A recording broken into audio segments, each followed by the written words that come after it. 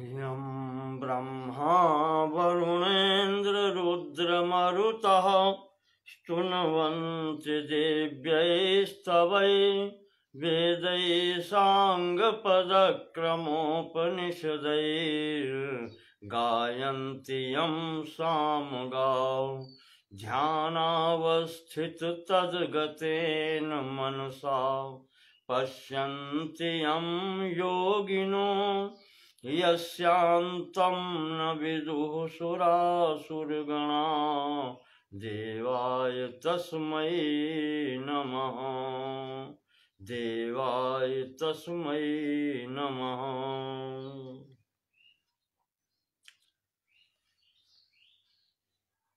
श्रीमद् अध्यात्म रामायण के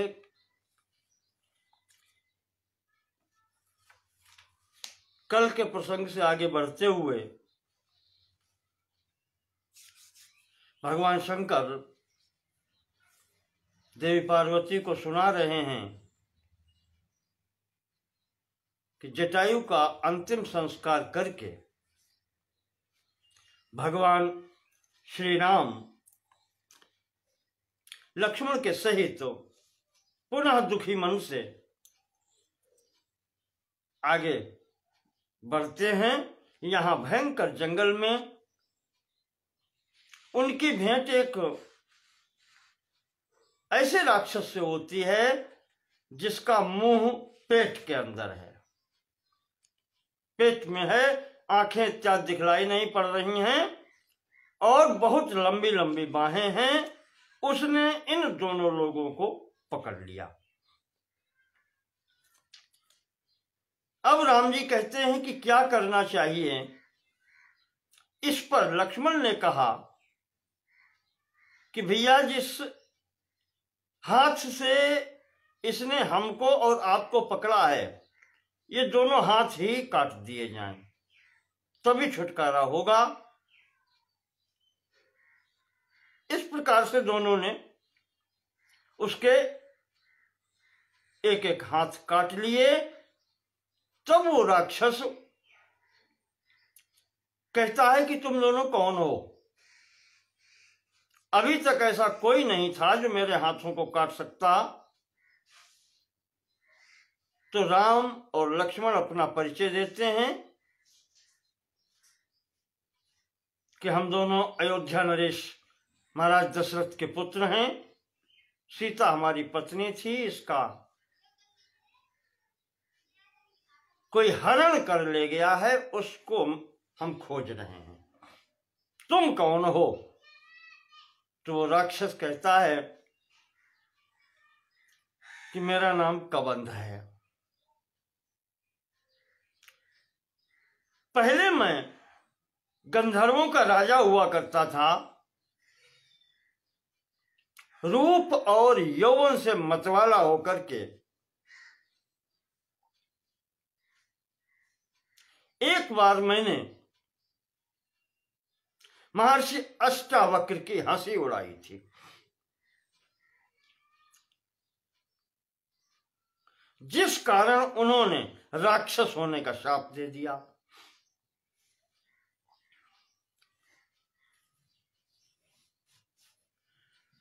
ब्रह्मा जी के आशीर्वाद से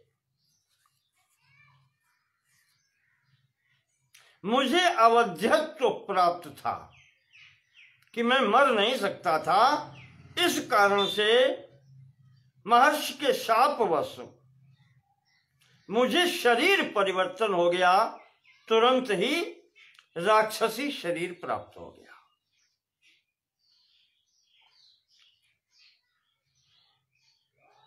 जब ये शरीर प्राप्त हो गया तो एक बार मैंने देवराज इंद्र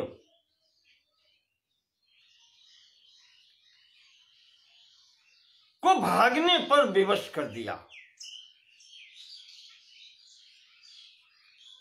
उन्होंने क्रोध पूर्वक अपना वज्र मेरे सिर पर मारा।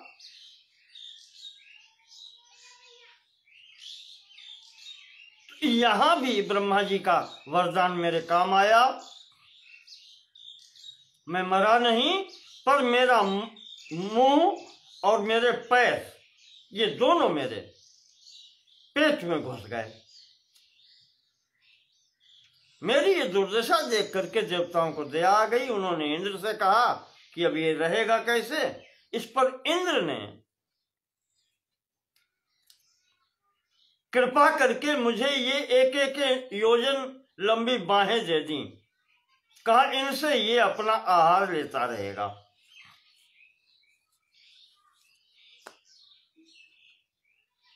आज मेरे सौभाग्य हैं जो आपके हमें दर्शन हो गए। महर्षि अष्टावक्र ने जब शाप दिया था तो उन्होंने कहा था त्रेतायुगे दाशरथिर भूत्वा नारायण स्वयं। त्रेता युग में नारायण स्वयं दाशरथिर भूत्वा दशरथ पुत्र होकर के आगमिष्यति ते बाहु छिद्यते योजनायतौ। वही तुम्हारी दोनों बाहों को काटेंगे जब, तब तुम्हारा उद्धार होगा। इसलिए राम अब मेरे ऊपर इतनी कृपा और कर दो कि मेरे इस शरीर को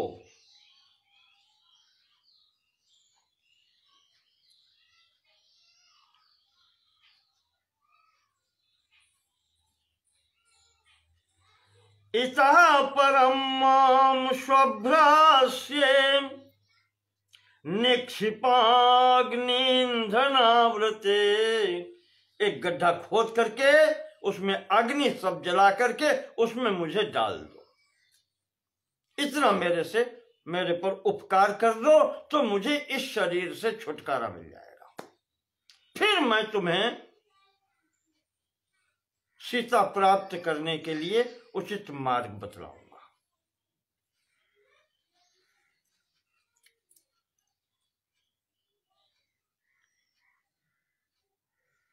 ये प्रार्थना करने पर दोनों भाइयों ने वैसा ही किया। तो अग्नि में जब उसका शरीर जल गया तब उसे अपना पूर्व शरीर प्राप्त हो गया।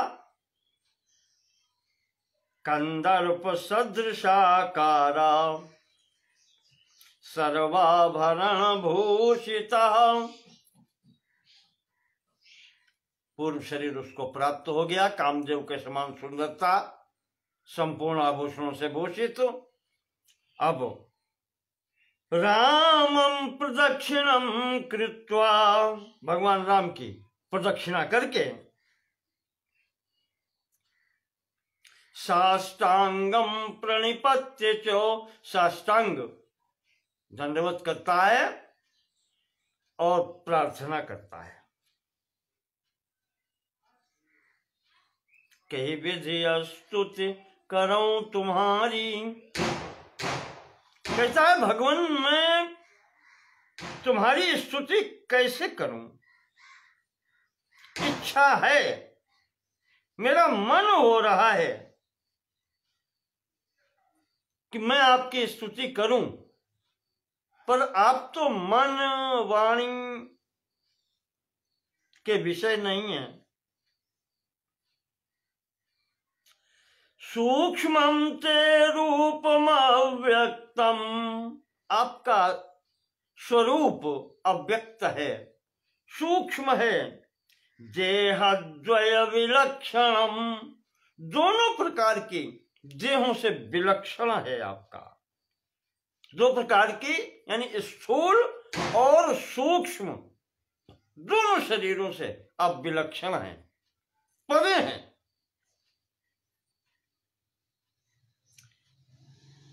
दृग रूपमितरत् सर्वं दृश्यम जडमनात्मकम।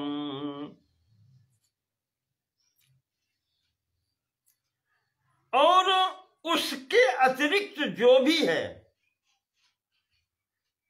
सब जड़ है। आपके अतिरिक्त जो भी दिखलाई पड़ता है या जो आभासित हो रहा है ये सब जड़ है। बुद्ध्यात्मा भासयोरैक्यम, और इसके अंतर्गत ही बुद्धि और इसमें आभासित होने वाला चेतनत्व,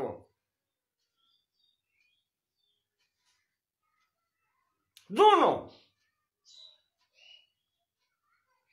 जैसे मैंने आपको बताया था कि दर्पण और उसमें दिखलाई पड़ने वाला प्रतिबिंब, वो प्रतिबिंब क्या है? आभासी है।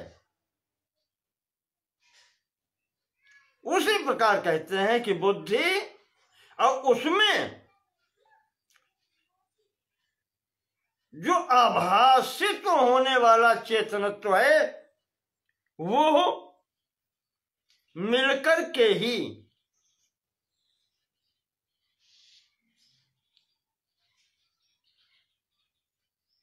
उस आत्म स्वरूप की जीव संज्ञा होती है। वो शुद्ध मुक्त बुद्ध मुक्त चैतन्य स्वरूप जो आत्मा है, वो जीव कहलाता है।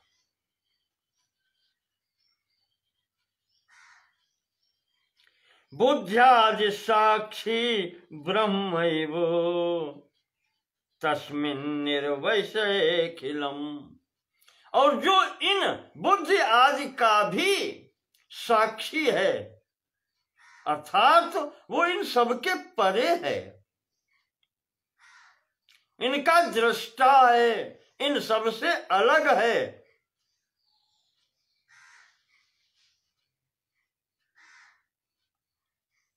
वही ब्रह्म है, वही परात्पर है।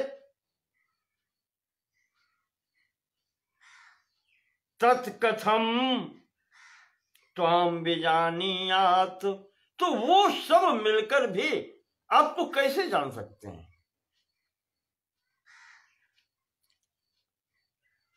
बुद्धि आज के बाद में भी अन्य प्रपंच आता है, मन भी उसके बाद में आता है,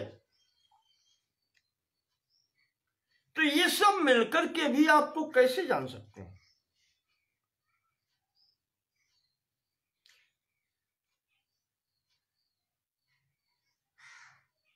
आरोप्यते अज्ञान वशान निर्विकारे अखिलात्मनि, वो चिदाभास के कारण ही, जो बुद्धि में चिदाभास है, चेतन तत्व का आभासी प्रतिबिंब है, उसके कारण ही ये अज्ञान उपहित हो जाता है। अज्ञान वश उस परमात्मा परब्रह्म जो निर्विकारी है, संपूर्ण सृष्टि का आश्रय है, उसमें ही यह बुद्धि अपने अज्ञानवश इस समस्त सृष्टि प्रपंच को अध्यारोपित कर लेती है।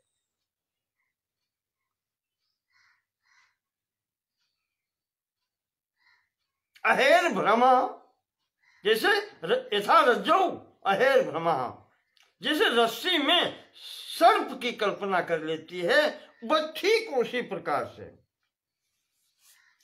अज्ञानवश आपके अंतर्गत ही इन स्थूल की और सूक्ष्म की परिकल्पना हो जाती है।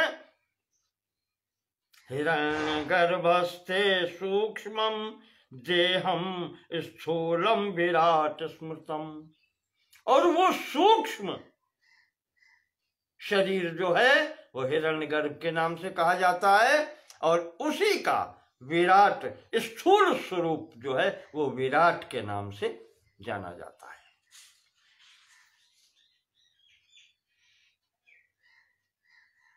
भावना विषयो राम,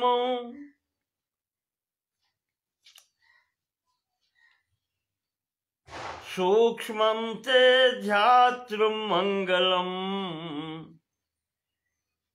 आपका जो स्वरूप है वो भावना का विषय है।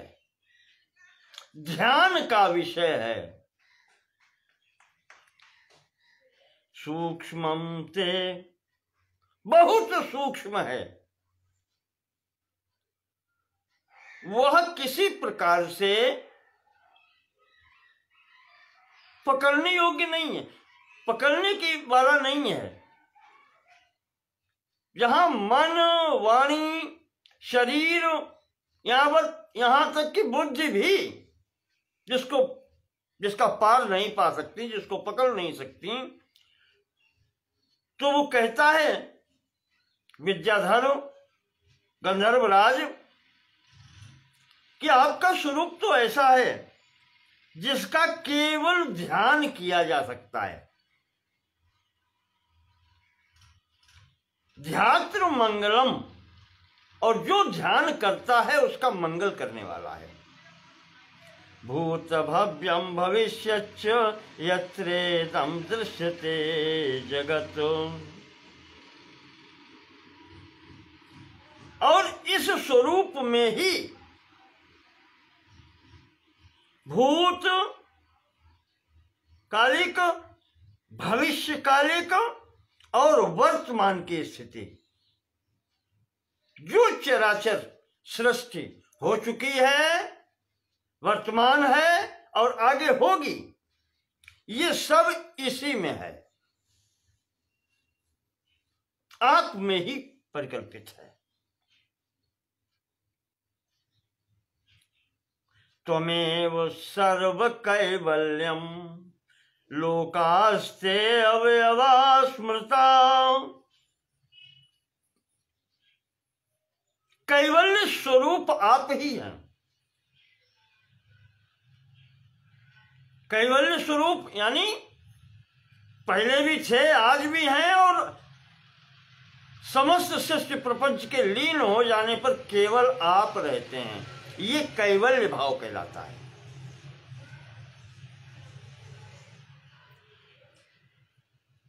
वन एंड ओनली वन, केवल आप ही थे और हैं और रहते हैं।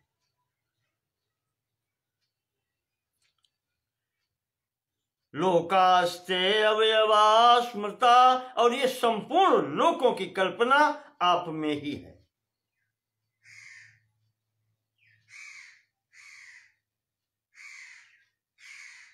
इस सृष्टि प्रपंच रूप समस्त कल्पना आप में ही है। पद पाताल शीश अजधामा, अखिल लोक अंग अंग विश्रामा, वही कहता है पातालम ते पादमूलम,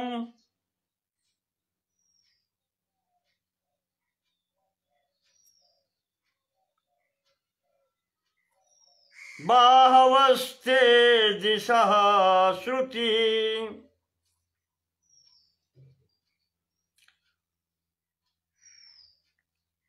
सत्यलोको रघुश्रेष्ठ शीर्षन्यास्ते सदा प्रभो। इस प्रकार से पद पाताल शीर्ष अजधामा, वही विराट स्वरूप है आपका। रुद्रोहंकार रूपस्ते, भगवान रुद्र ही आपके अहंकार हैं। इसी प्रकार से पूरी स्थिति बताते हैं।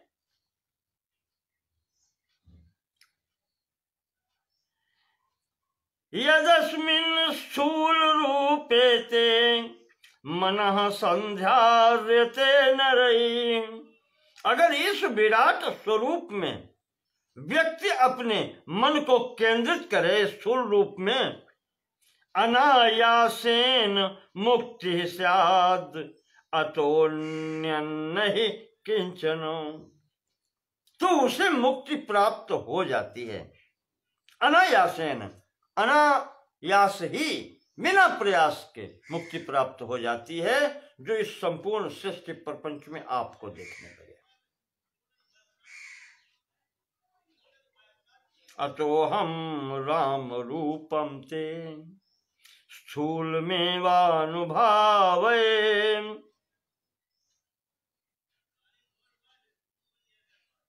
यस्मिन् ध्याते प्रेम रसः सरोम पुलको भवेत।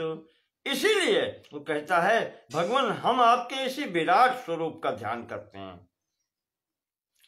इसका ध्यान करने से ही मेरे शरीर में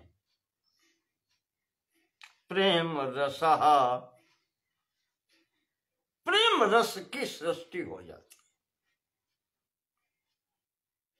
रोमांच हो जाता है। सरोम पुलको भवेत।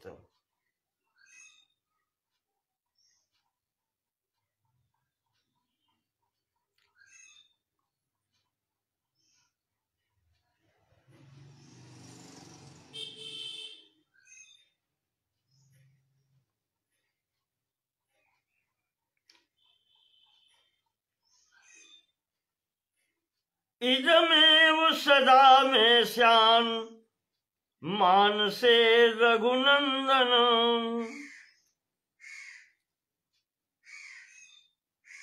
कहता है कि भगवान मेरी इच्छा ये है कि आपका यही स्वरूप जो आज मैं देख रहा हूं ये मेरे हृदय में सदैव बना रहे।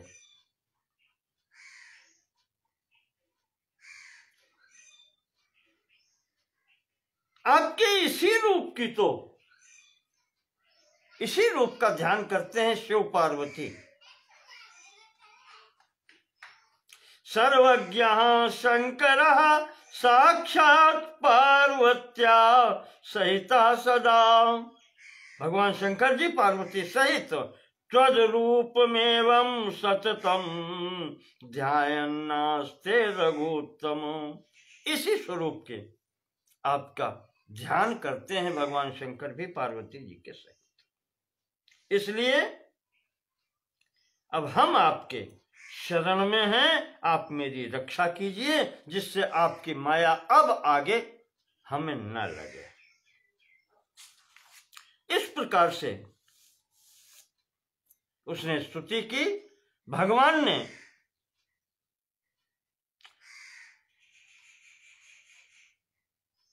उसे जाने की आज्ञा दी थी। यहां से वो कृतकृत्य होकर के जाता है और जाते जाते वो राम से कहता है कि भगवान अब यहां से आप आगे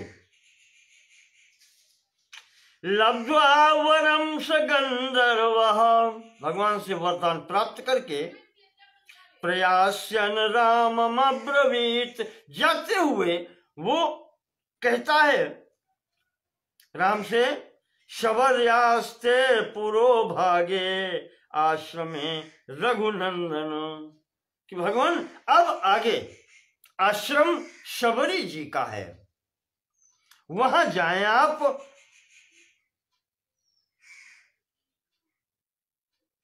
वह आपको सब बातें बतलाएंगे सीता के संबंध में, अन्वेषण के संबंध में जो आवश्यक बातें होंगी वो आपको बतलाएंगी। इसलिए अब आप आगे शबरी जी के आश्रम में जाएं। इत्युक्त्वा प्ररेयौ सोऽपि, इस प्रकार से वो कह के विमानेन अर्कवर्चसा, अपने विमान से वो चला गया।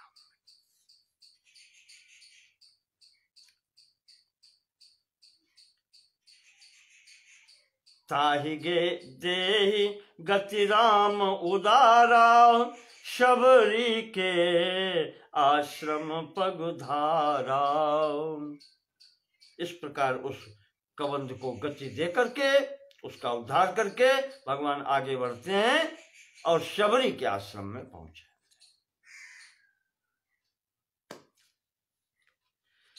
शबरी की स्थिति भिन्न भिन्न स्थानों पर भिन्न भिन्न प्रकार से दी गई है।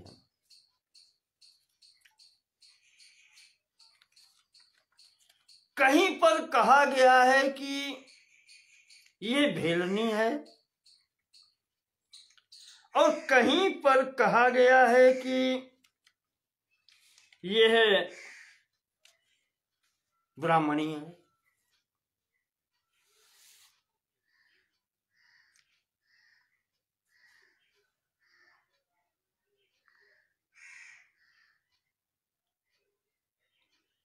मुझे याद आता है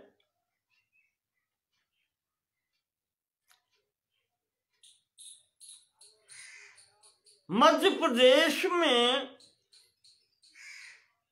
रीवा रियासत थी, उसके थे एक महाराज रघुराज सिंह जूदेव। उन्होंने एक पुस्तक लिखी थी, भाषा में है, हिंदी में है, दोहा चौपाई और छंदबद्ध उसमें है। उसमें उन्होंने लिखा था कि शबरी पूर्व जन्म में ब्राह्मणी थी, भगवान की भक्त थी, अच्छे परिवार में थी, पर जीवन भर इसको पश्चाताप ये बना रहा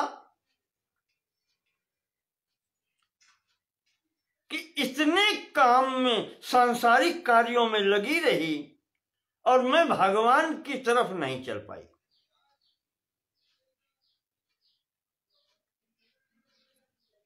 और इसी अवस्था में उसका प्राणांत हुआ। उसके प्राणांत के समय में भी उसके चित्त में यही था कि इससे अच्छा तो किसी नीच घर में जन्म होता और परमात्मा की तरफ चलने को मिलता। जीवन भर ये टीस बनी रही, अंतकाल में भी यही स्थिति रही। तो इस अंतकाले या मति सागति के अनुसार, सिद्धांत के अनुसार, उसका जन्म भीलों के परिवार में हो गया, भील कन्या के रूप में हो गया, ऐसा उन्होंने लिखा है।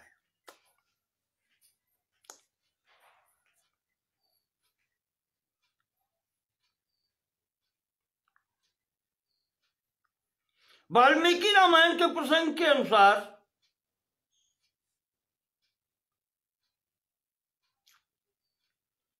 इसका ब्राह्मण शरीर मालूम पड़ता है।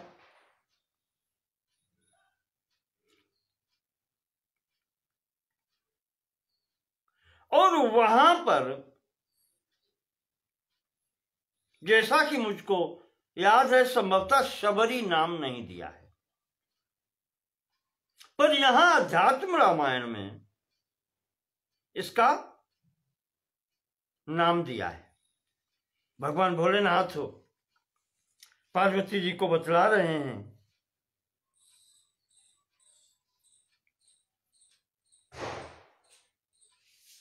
शबरी राम मालोक्य लक्ष्मणेन समन्वितम्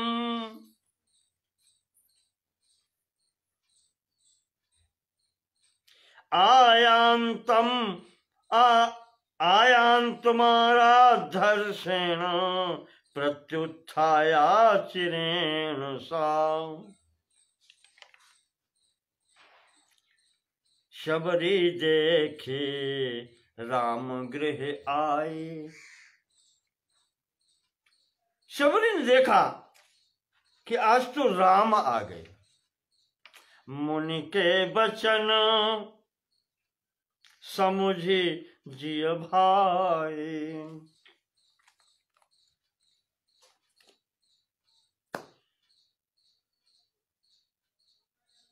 मुनि अपने गुरु,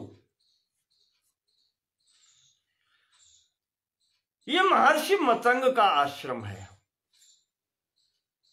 और वही इसके गुरु हैं शबरी के।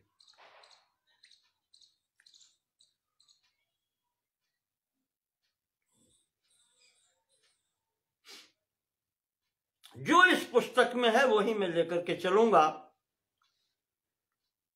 भगवान ने मौका दिया तो फिर शबरी की बात अलग से कभी होगी, देखेंगे।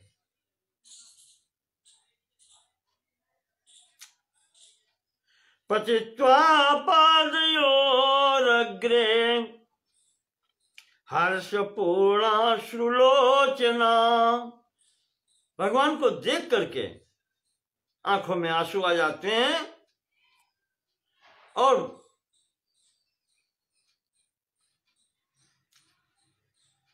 पतित्वा पादयोरग्रे भगवान के चरणों पर गिर करके प्रणाम करती है।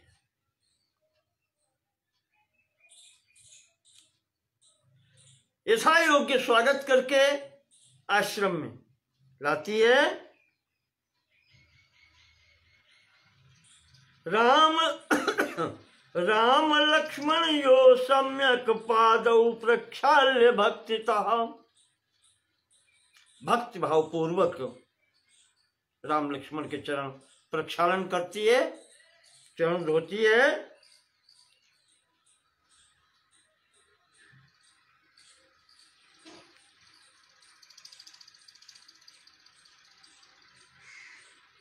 विधिवत पूजन करके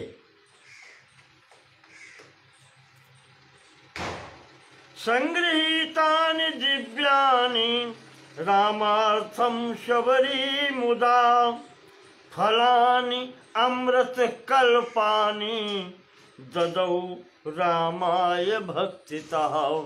जो उसने भक्ति भाव पूर्वक अमृत कल्प, अमृत के समान अच्छे से फल जो बीन के छांट के रखे थे, आज वो भोग के लिए भगवान के समक्ष रखती है। भगवान ने उसका आतिथ्य स्वीकार किया, तब हाथ जोड़ी आगे बैठारी। शबरी आज हाथ जोड़ करके सामने खड़ी होती है। शबरी भक्ति संपन्ना प्रांजलिर्वाक्यम अब्रवीत। हाथ जोड़ करके भगवान के सामने कहती है,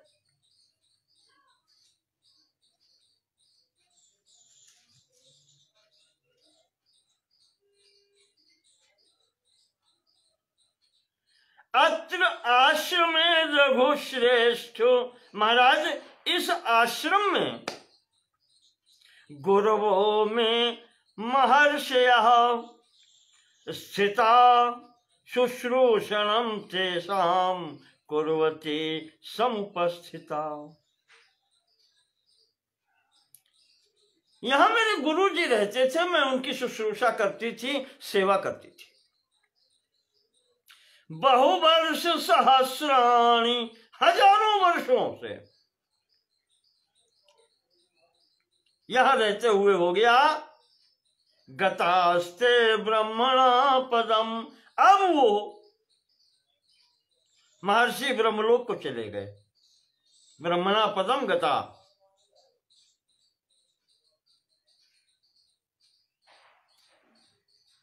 जाते समय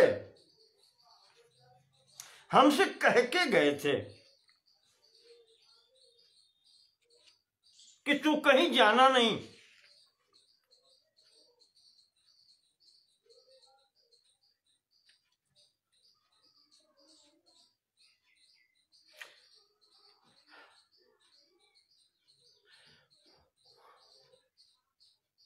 जिस समय उन्होंने शरीर छोड़ा था,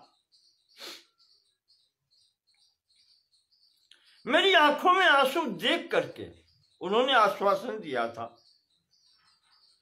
कि शबरी तुम कहीं जाना नहीं।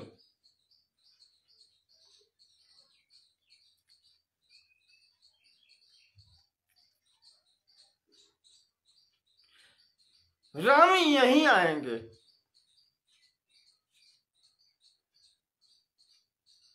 मिली है तो ही राम। किसी कवि की दो लाइनें याद आ रही हैं। मिली है तो ही राम, जुपे उड़ते रोए बसे रो लियो। तेरे हृदय में जो निवास करने वाले हैं वो तुझे चलकर यहीं मिलेंगे।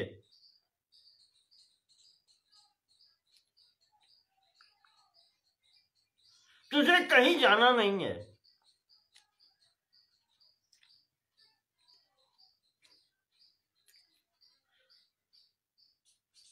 राम यहीं आएंगे, उन्हें आना पड़ेगा।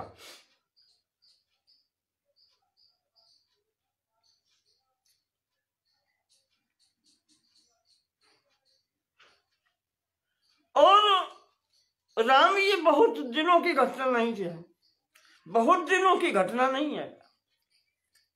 आप चित्रकूट आ गए थे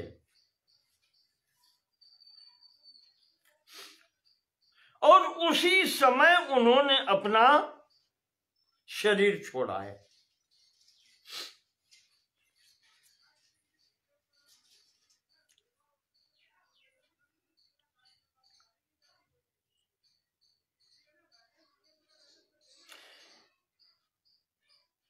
आगमिष्यति सैकाग्र ध्यान निष्ठा स्थिरा भव।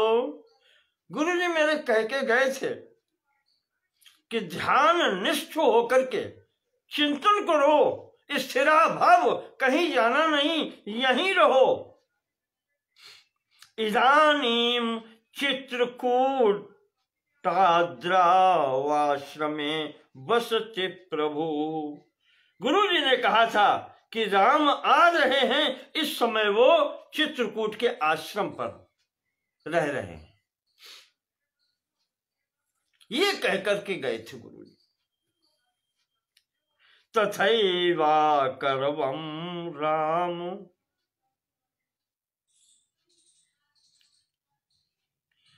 तो उनके आदेशानुसार मैं यहां रह रही हूं और वही कर रही हूं जो उन्होंने कहा है।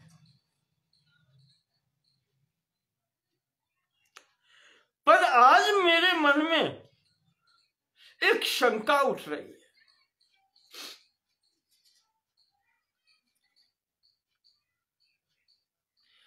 तब संदर्शनम राम गुरुणामपि में नहीं, योषिन मूढ़ा प्रमेयात्मन हीन जाति समुद्भवा। ये जो दर्शन आपने मुझे हीन जाति में उत्पन्न होने पर भी नीच, अधम से अधम, अधम अति, इस स्थिति में मैं हूं, मुझे आपने दर्शन दिए। तब संदर्शनम राम गुरुणाम अपि में न ही, आपके दर्शन मेरे गुरु जी को क्यों नहीं हुए?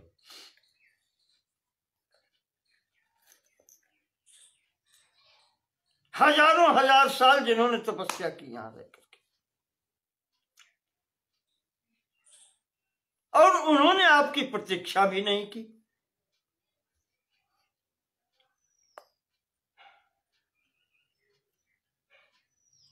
कथम रामाद्य में दृष्टा त्वम मनोवाग गोचरा।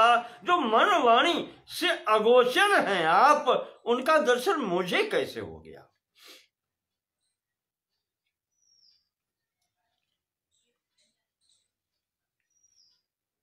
तो भगवान कहते हैं कि शबरी, पुंस्त्वे स्त्रीत्वे विशेषो वा जाति नामाश्रमादयः न कारणम मद भजने भक्तिरेव हि कारणम। का शबरी, मेरे दर्शन के लिए पुरुष होना, स्त्री होना, विशेष जाति का होना, विशेष आश्रम का होना, ये कोई कारण नहीं है।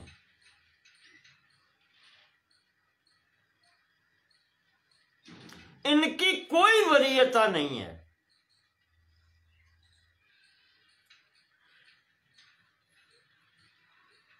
न कारणम मद भजने,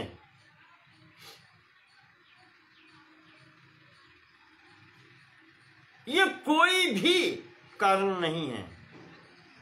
भक्ति रेव ही कारण।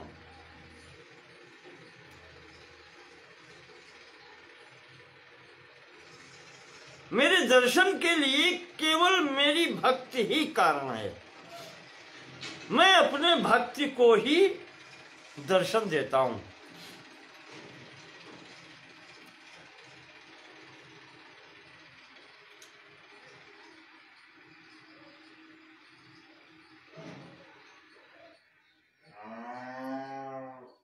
और जो तुमने पूछा है, तुम्हारे गुरु को मेरे दर्शन की आवश्यकता नहीं थी, वो तो स्वयं सिद्ध थे।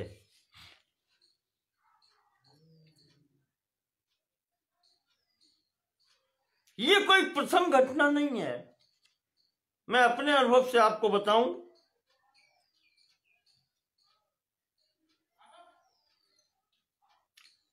कर्दम ऋषि के घर में भगवान कपिल का जन्म होता है।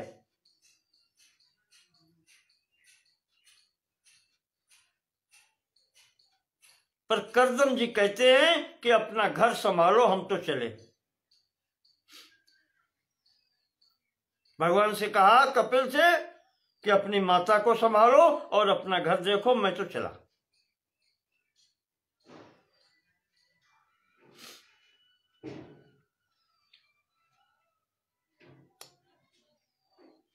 बिल्कुल ठीक ऐसी स्थिति यहां पर, यहां तो सामने भी नहीं है। चित्रकूट आ गए हैं राम, ये निश्चित है कि आएंगे। मतंग जी जानते हैं मेरे आश्रम पर आएंगे, पर शबरी को कहते हैं कि तुम यहां रहो, तुम्हें दर्शन होंगे और हम चले। ये सहज वैरागी हैं लोग।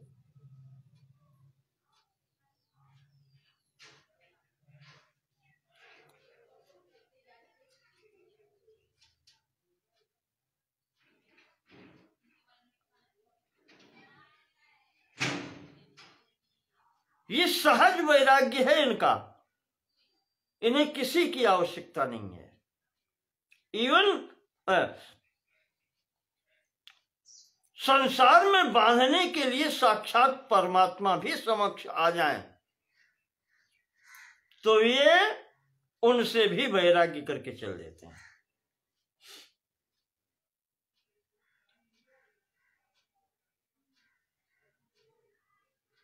यह गुण साधन ते नहीं होई, तुम्हारी कृपा पाव कोई कोई। बहुत वैसी चीजें हैं। तो भगवान कहते हैं कि शबरी, मेरे दर्शन में मुख्य कारण मेरी भक्ति है।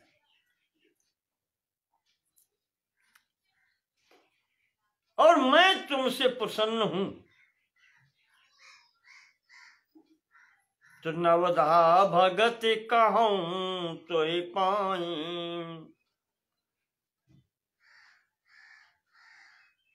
तस्माद भामिनी संक्षेपाद वक्षे हम भक्ति साधनम। इसलिए भामिनी, शबरी, मैं तुम्हें भक्ति के साधन बतलाता हूं संक्षेप से। सताम संगति रेवात्र साधनम प्रथमम स्मृतम, प्रथम भगति संतन कर संगाम।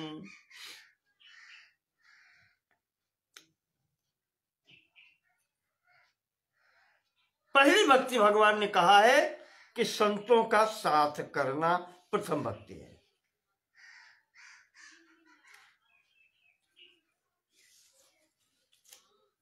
दूसरी द्वितीयं मत्कथालापः, तृतीयं मद्गुणैरणम्, व्याख्यातृत्वं मत्वचसां, चतुर्थं साधनं भवेत्। द्वितीयं मत्कथालापम्, दूजे रते मम कथा प्रसंगा। दूसरी भक्ति जो है वो मेरी कथा का कीर्तन करना, सुनना। तृतीयं मद्गुणैरणम्, और तीसरा मेरे गुणों का गायन करना, चर्चा करना। व्याख्यातृत्वं मद्वचसां, चतुर्थं साधनं भवेत्। और मेरी वाणी का मद्वचसां व्याख्यातृत्वं, उनकी व्याख्या करना, उनकी चर्चा करना, ये चौथा साधन है। आचार्योपासनं भद्रे मद्बुद्ध्या अमायया सदा। पंचमं पुण्यशीलत्वं, पंचम भगत जो बताई है आचार्योपासनम, आचार्य की उपासना अपने गुरु की निष्कपट भाव से, अमाया मद्बुद्ध्या, मेरा ही स्वरूप समझ करके निष्कपट भाव से गुरु की सेवा करना, ये पांचवी भक्ति है। पुण्यशीलत्वं यमादि नियमादि च, निष्ठा मत पूजने नित्यं, षष्ठम साधन मीरितम। और सदैव पवित्र रह करके पुण्यशीलता, जो भी कार्य करे वो दूसरे के उपकार के लिए करे, पुण्य के लिए करे। यमादि नियमादि च, यम और नियमों का पालन करे। निष्ठा मत पूजने नित्यम, और सदैव मेरी सेवा में ही निष्ठा रखे। जो भी कर्म करे वो मेरी पूजा समझ के करे। ये छठा साधन है, छठी भक्ति है। मम मंत्रोपासकत्वं, सांगम सप्तममुच्यते।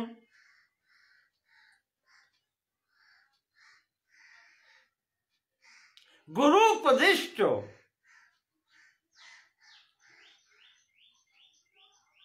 मम मंत्रोपासकत्वम, जो मेरा मंत्र गुरु ने दिया है उसके द्वारा या उससे उपासना करे। सांगम, जैसा विधि विधान उन्होंने बतलाया है उसके सहित उस मंत्र का जप करे। मंत्र जाप मम दृढ़ विश्वासा, ये सातवां साधन बताया गया है।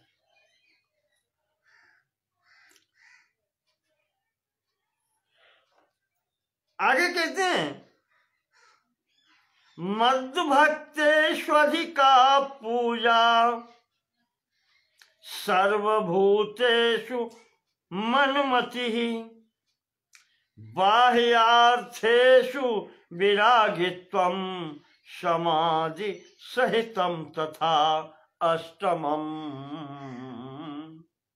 ये आठवीं भक्ति है।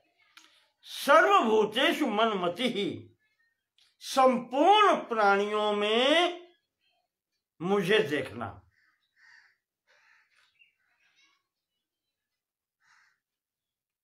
बाह्यर्थेषु विरागित्वम्, बाहरी समस्त भोगों से वैराग्य।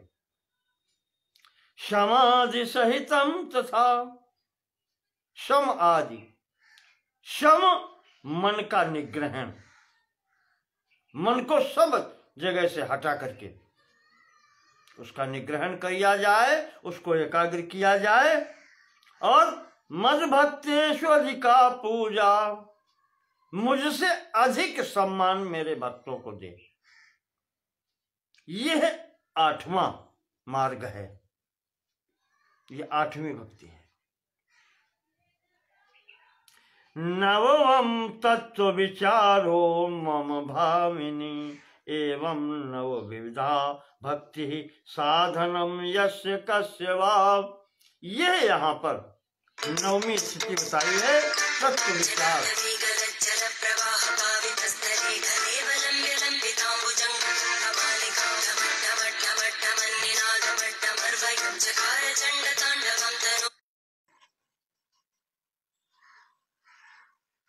लाइव चल रहा है भैया।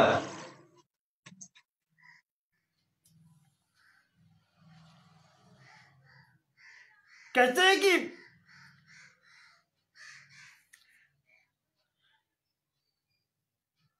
मेरे विषय में, मेरे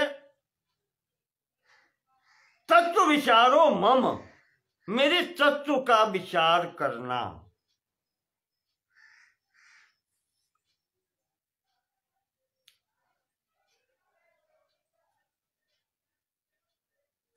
शंकराचार्य तो लिखते हैं कि स्वात्मानुसंधानम भक्तिरित्य विधीयते, अपनी आत्मा का अनुसंधान करना भी भक्ति है। सही भी है, आत्मा और परमात्मा में कोई अंतर ही नहीं। ये तो उपाधि परजीवयोस्तयो, ये परमात्मा और आत्मा की उपाधि भेद हमारी कल्पना है, अन्यथा कोई अंतर नहीं है। तत्व विचार से यही तो विचार करना है, और है क्या? इस पर चिंतन करना, ये भक्ति की 9वीं धारा है, ये 9वीं भक्ति है। यहां पर जो 9धा भक्ति बताई गई है, आप देखें थोड़ा सा अंतर है यहां पर। वैसे हम लोग जो पढ़ते हैं, श्रवणम कीर्तनम विष्णु स्मरणम पाद सेवनम, वो जो मार्ग है उससे थोड़ा सा ये हट करके मार्ग है, थोड़ा सा परिवर्तन है, अन्यथा है तो सब वही। तो इस स्थिति में यहां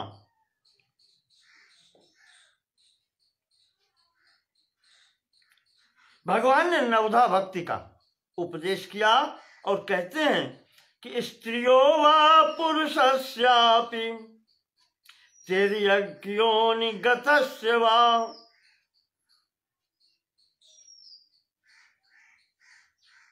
नवमः एकौ जिनके होई।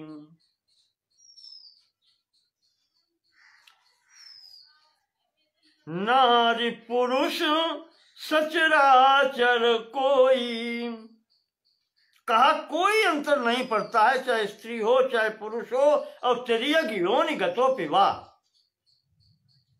चाहे तिर्यक योनि का पशु पक्षी कीट पतंग क्यों न हो। इन 9 में से एक भी भाव जिसके अंतर्गत है, भक्ति ही संजायते प्रेम लक्षणा शुभ लक्षणे, उसमें भक्ति का आविर्भाव या प्रेम लक्षणा भक्ति का आविर्भाव हो ही जाता है। कोई 9 में से ये एक भी मार्ग अगर पकड़ ले, मैंने कहा नहीं, नारद जी ने भी कहा है कि सातु परम प्रेम रूपा, भक्ति का प्रथम लक्षण है प्रेम। प्रेम नहीं तो भक्ति नहीं, प्रेम की पराकाष्ठा ही तो भक्ति है।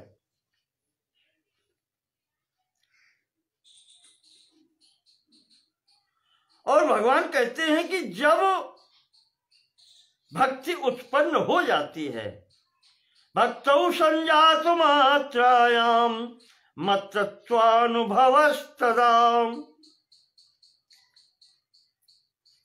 भक्ति का आविर्भाव होते ही, भक्ति उत्पन्न होते ही मत्तत्वानुभवस्तदा ममानुभव सिद्धस्य मुक्तिस्तत्रैव जन्मनि। मुक्ति हाथ जोड़ के सामने खड़े हो जाती है, उसी जन्म में ही मुक्ति हो जाती है, मेरा अनुभव हो जाता है। भक्त के आते ही मैं भी साथ में ही आता हूं। भक्त जहां जाए भगवान को वहां आना ही पड़ता है। श्रीमद् भागवत के महात्म्य में बताया है, नारद जी ने कहा है कि तुम तो जहां जाती हो वहां भगवान को आना ही पड़ता है।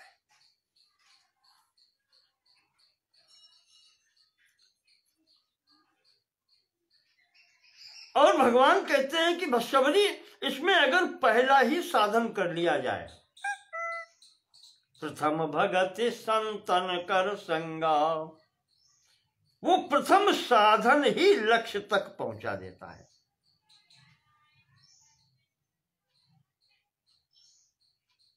इस प्रकार से यहां पर शबरी को उपदेश करते हैं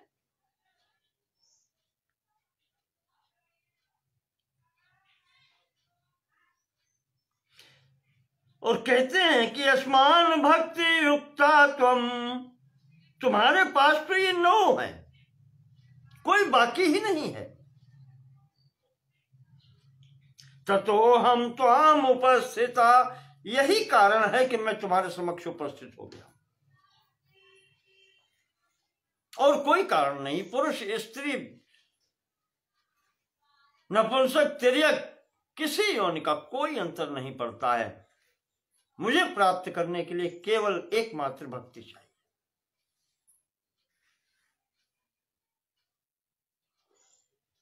भवेत् सर्वं ततो मुक्ति, भक्ति ही मुक्तिरेव सुनिश्चितम। तुम्हारे जैसी भक्ति इसके अंतर्गत आ जाए उसकी तो मुक्ति निश्चित है। इस प्रकार से कहकर के भगवान पूछते हैं, ये तो बात हुई भक्ति के संबंध में। अब जिस प्रयोजन से हम यहां पर आए हैं उसके बारे में। जनक सुता के सुधि भामिनी, ये बतलाएं कि सीता प्राप्त कैसे हो। कुछ आपको पता हो तो बतलाएं। तो शबरी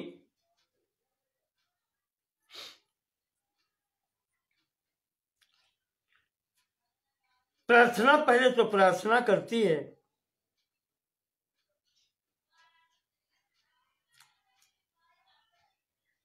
कि आप सब कुछ जानते हैं, सर्वज्ञ हैं, और फिर भी हमसे पूछ रहे हैं। ठीक है, गुरु कृपा से जो मुझे ज्ञात है वो मैं बतलाती हूं आपको। तथापि पृच्छसे यन्माम लोकाननुसृतः प्रभो, इस लोक रीति का अनुसरण करते हुए, संसारिक अनुसरण करते हुए जो तुमने मुझसे पूछा है तो मैं बतलाती हूं।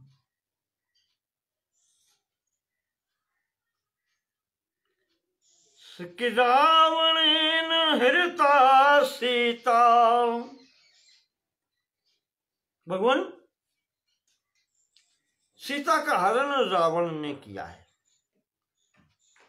लंकायाम वर्तते धुना, और वो लंका में ले गया है। सीता लंका में है। ठीक, ये तो सीता का पता रहा। अब आपको आगे करना क्या है? इतः समीपे रामास्ते पंपा नाम सरोवरम। यही पास में पंपा नाम का सरोवर है और उसी के आगे ऋष्यमूक गिरिर नाम तत्समीपे महानगाम। उस पंपा सरोवर के उधर तट पर ऋष्यमुख नाम का एक बड़ा सा पर्वत है। चतुर्भी मंत्र भी सार्धम सुग्रीवो वानराधिपः भीत भीता सदा यत्र तिष्ठति अतुल विक्रमः। उस ऋष्यमुख पर्वत पर अपने 4 मंत्रियों के सहित वानर राज विभीषण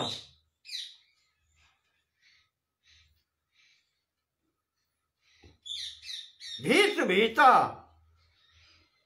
तिष्ठति,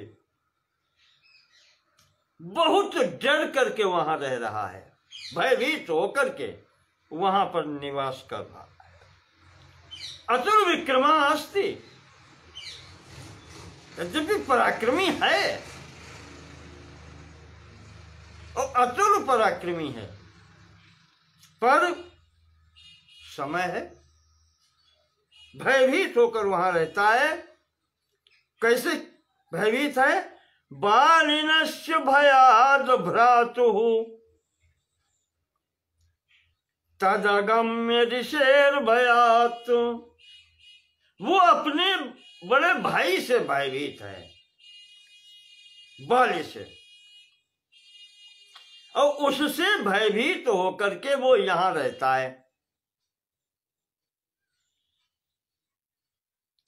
तद अगम्यम, बालिना अगम्यम, ये स्थान बाली के द्वारा अगम्य है। क्यों? ऋषेर भयात, ऋषि के भय से। ऋषि मेरे गुरुदेव, मतंग ऋषि के भय से वो ऋष्यमुख पर्वत पर नहीं आ सकता।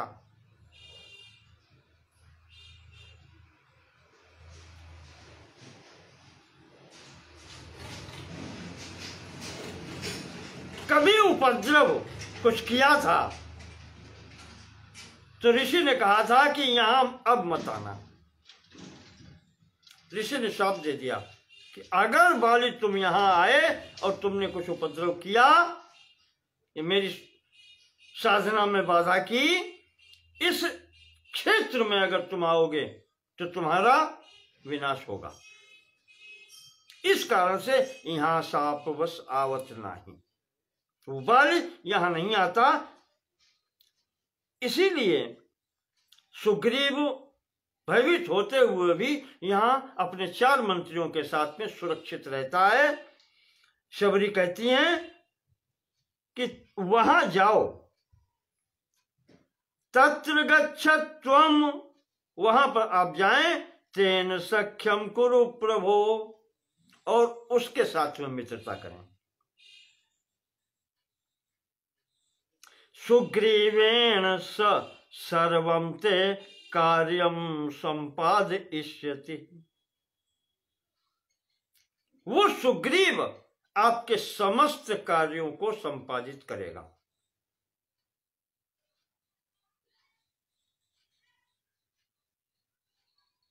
ये शबरी जी ने बतलाया कि सुग्रीव से मित्रता करो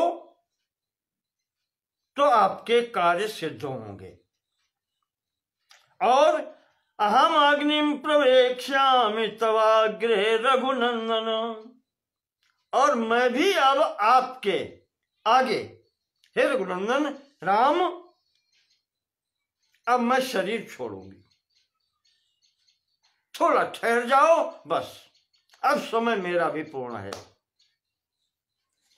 मैं भी शरीर छोड़ना चाहती हूं और आपके समक्ष छोड़ूंगी।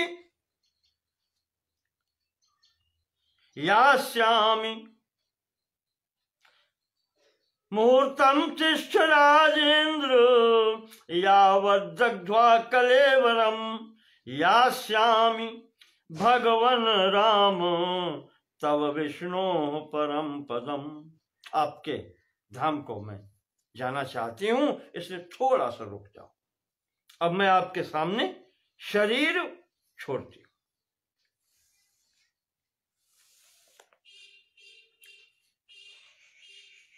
यहां पर जैसे सर्वंग ऋषि ने भी अपना शरीर छोड़ा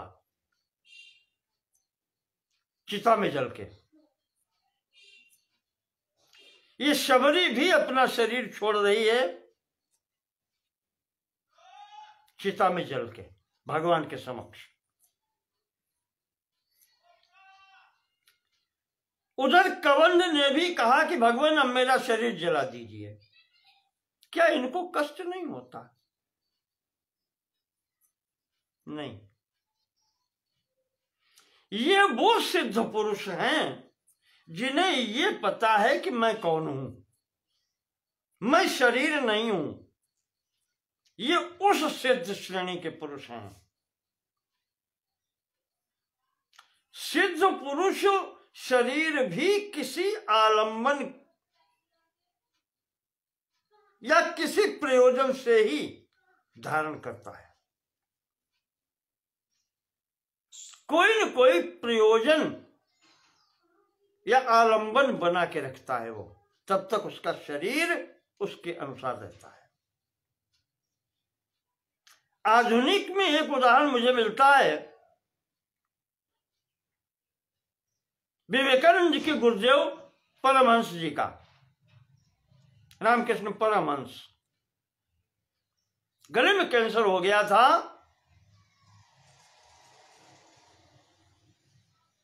मैंने उनका साहित्य पढ़ा है, उसमें आता है विवरण कि वो उनकी पत्नी शारदा जी जब भोजन बनाती थी तो वो बार बार जाकर के पूछते थे क्या बनाया या कितनी देर है। तो एक बार उन्होंने कहा कि आप ऐसे बातें करते हैं बच्चों जैसी, भोजन बन जाएगा, मैं आपको लेकर के आती हूं, समय पर मिलेगा आपको, ये बच्चों जैसा अच्छा नहीं लगता। तो परमहंस जी ने कहा था कि देवी, सभी कुछ छूट गया है संसार में, अब एक आलंबन यही है। जिस दिन ये छूट जाए तुम समझ लेना कि समय हो गया है पूरा। और वही स्थिति आई एक दिन।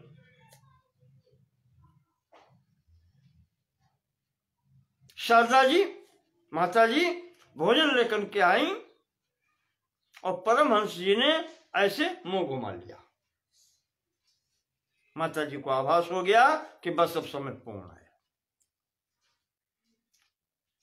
और उसी दिन उनका शरीर पूर्ण हो गया। यह आलम्बन होता है। यहां शबरी जी का आलम्बन है भगवान का दर्शन करना। प्रारंभ से यही साधना उनकी है। सर्वांग जी का भी जात रहे विरंच के धामा, सुने श्रवण बन अहि रामा। तो आलम्बन हो गया, दर्शन करके तब चलेंगे। इसलिए इन लोगों के सिद्ध पुरुषों के शरीर बने रहे। जब उन्होंने चाहा तब छोड़ दिया। दूसरे शास्त्र में एक और आज्ञा भी है। यहां मतंग ऋषि ने जो शरीर छोड़ा है वो भी उन्होंने चिता पर छोड़ा है। वाल्मीकि रामायण में आता है प्रसंग। यहां तो ना भगवान है ना कुछ है। उसके लिए भी शास्त्र की मर्यादा है कि जब शरीर बिल्कुल ही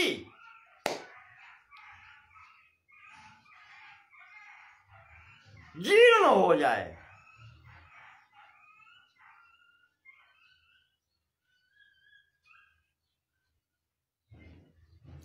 अनुष्ठान समर्थस्य मुझे याद आता है कालिदास जी के रघुवंश महाकाव्य की मल्लिनाथी टीका है, उसमें मल्लिनाथ जी ने ये श्लोक उद्धृत किए हैं, इति शास्त्र वचनम, ऐसा कहके। अनुष्ठान समर्थस्य वानप्रस्थस्य जीविता, जब शरीर अनुष्ठान के करने में असमर्थ हो जाए, कोई भी क्रिया इसकी सही ढंग से न होने लगे, इतना जीर्ण हो जाए कि स्वयं अपना कार्य भी न कर सके। वानप्रस्थस्य जीविता, वानप्रस्थ आश्रम में ही भले क्यों न हो, तो भृगु अग्नि जल संपातैर मरणम प्रविधीयते। तो 3 मार्ग हैं, भृगु, अग्नि और जल संपातैर। भृगु कहते हैं पर्वतों को,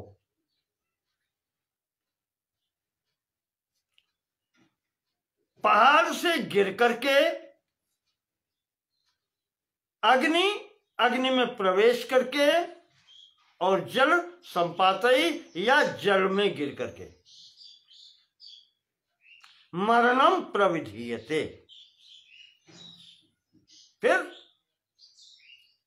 मरना हो सकता है। ये शास्त्र मर्यादा है। कब? जब ऐसी स्थिति हो, उसमें आत्महत्या का दोष नहीं लगता। तस्यात्मघात दोषो न प्राप्नुयाद ईप्सितान्यपि। स्कंद पुराण ने इसमें जोर दिया है कि किसी तीर्थ में अगर शरीर छूटता है तो ये आत्मघात दोष नहीं माना जाता। अथवा कहीं कहीं ऐसा भी आया है कि बहुत बड़ी कामना लेकर के, भगवत प्राप्त की कामना,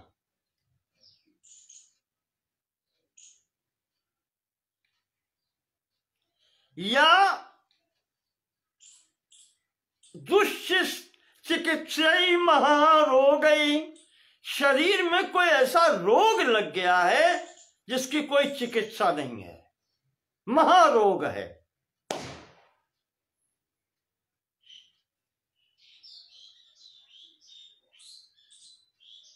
पीड़ितो वा भवेत् यतो, उससे पीड़ित है वो।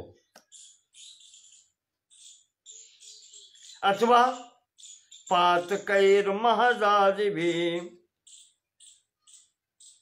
भवेद्यस्तु समासक्तो, या कोई बहुत बड़ा पाप हो गया है जिसका प्रायश्चित करना है। ऐसी स्थिति में शरीर छोड़ने वाले को पाप नहीं लगता।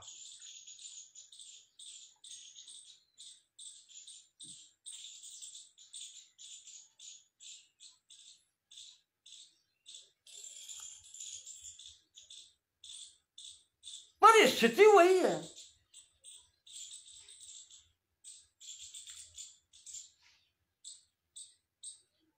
स्वयं देह विनाशस्य काले प्राप्ते महामति, समय पर। ऐसी स्थितियां जो बताई 3-4 ये, जहां पर वो शरीर व्यर्थ बेकार हो गया, जीर्ण हो गया, अब वो कोई काम नहीं कर पा रहा है, वो प्रतीक्षा कर रहा है काल की। ऐसी स्थिति में अथवा किसी महान लक्ष्य की प्राप्ति हेतु शरीर त्याग, ये शास्त्र की मर्यादा है, हो सकता है। आपको याद होगा महाभारत में अंबा ने अपने लक्ष्य की सिद्धि के लिए भीष्म जी के प्राण लेने के सिद्धि के लिए 2 शरीर त्याग किए थे। अम्बा जिस शरीर में थी वो शरीर त्याग किया, उसके बाद में 1 जन्म और त्याग किया, तब जाकर के वो शिखंडी के रूप में राजा द्रुपद के यहाँ पर जन्म लिया पुरुष रूप में।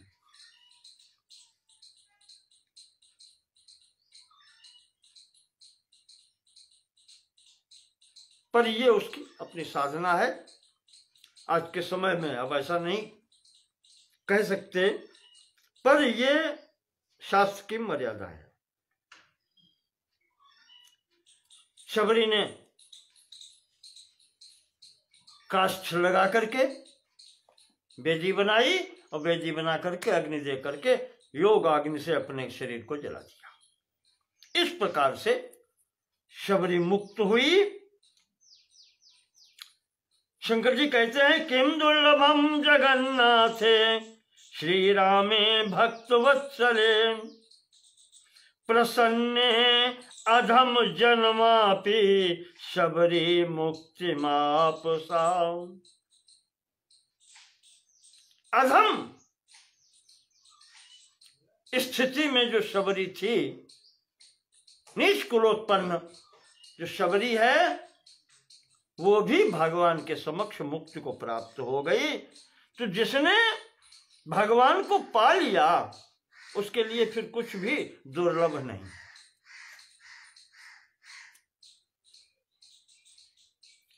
भक्तिर मुक्ति विधायिनी भगवता श्री रामचंद्र से लोका काम दुघांग्रि पद्म युगलम सेवध्वमत्युत्सुका। भोलेनाथ कहते हैं कि हे लोका, अरे लोगों, भगवान की भक्ति ही मुक्ति देने वाली है। काम दुघांग्रि वही कामधेनु है, अंग्रि पद्म युगलम सेवध्वम। तो भगवान के चरण कमलों की ही सेवा करो, उनका ही भजन करो। अति उत्सुका, उत्सुकता पूर्वक, उत्साह पूर्वक सेवा करो। नाना ज्ञान विशेष मंत्र विचितिम त्यक्त्वा सुदूरे भ्रशम। बहुत प्रकार के ज्ञानों के चक्कर में मत पड़ो। नाना ज्ञान ये बहुत बड़ा महासागर है, कहां तक ज्ञान प्राप्त करते रहोगे। ज्ञान ही भ्रम में डालने वाला है। इससे सुदूरम, सुदूरे भ्रशम, इसे दूरी बना करके रखो। श्याम रामम श्याम तनुम स्मरारि हृदय भांतम भजध्वम बुधा। भगवान शंकर जी के हृदय में निवास करने वाले उन भगवान राम का सेवन करो, उनका भजन करो। भक्ति ही संपूर्ण कल्याण की देने वाली है, सभी मनोवांछित कामनाएं सिद्ध करने वाली है। भोलेनाथ कहते हैं देवी पार्वती, इसलिए संपूर्ण ज्ञानों के चक्कर में न पड़ो। ज्ञान प्राप्त करना ही इस जीवन का लक्ष्य नहीं है,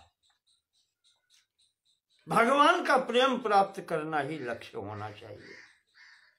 जिस किसी प्रकार से भी प्राप्त हो वो करो, भगवान के चरणों की भक्ति करो, इससे ही कल्याण होगा, अन्य कोई मार्ग नहीं है। इस प्रकार से उपदेश देते हैं। अंत में यहाँ पर अरण्य कांड की पूर्ति होती है। अब शबरी के आश्रम से आगे भगवान किष्किंधा प्रवेश करेंगे। इसका प्रसंग हम आपको कल सुनाएंगे। बोलिए सियावर रामचंद्र। धन्यवाद।